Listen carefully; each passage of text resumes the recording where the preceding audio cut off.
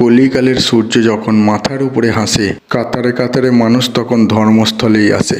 High বন্ধুরা, আমি বিপ্লব চলে এসেছি একটা নতুন ব্লগ ভিডিও নিয়ে তোমাদের সামনে। প্রত্যন্ত গ্রামাঞ্চলের এই গির্জাটাতে সারা বছর তুমি মানুষ দেখতে পাবে না, কিন্তু আজকে 25শে ডিসেম্বর বড়দিনের আশায় হাজারে হাজারে কাতারে কাতারে মানুষ এখানে যোগ দিয়েছে।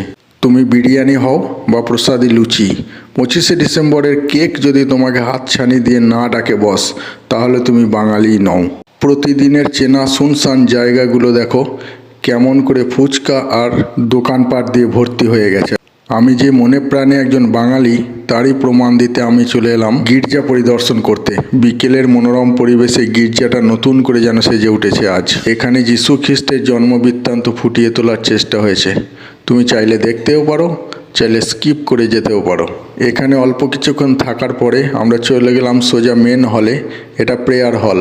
ফুল আর আলোর রোশনায়ে যীশু খ্রিস্ট যেন হেসে উঠেছে এখানে। আসলে বস, এখানে সবাই ছবি তুলতেই ব্যস্ত।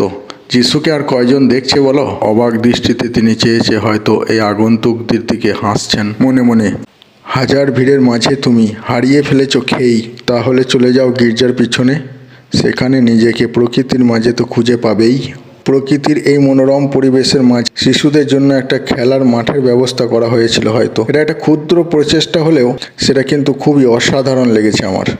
এটাকে একটা গুহার আকারে তৈরি করা হয়েছে। বিশ্বমাতা মারিয়াকে এখানে প্রণাম জানানো হয়েছে। প্রথম এখানে লোকজন যেত না, তখন ফ্রিতে কেক দেওয়ার বন্দোবস্ত ছিল, কিন্তু আজকে হাজার হাজার লোকের এই কেক দেওয়াটা অসম্ভব ব্যাপার।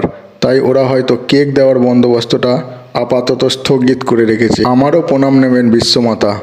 পকেটে ছিল 10 টাকা, তাই দিয়ে কিনে ফেললাম একটা পাঁপড়। ছেলে বউ 3জন মিলে খেয়ে হাত ধুয়ে বাড়ি। আর কি, গুড বাই।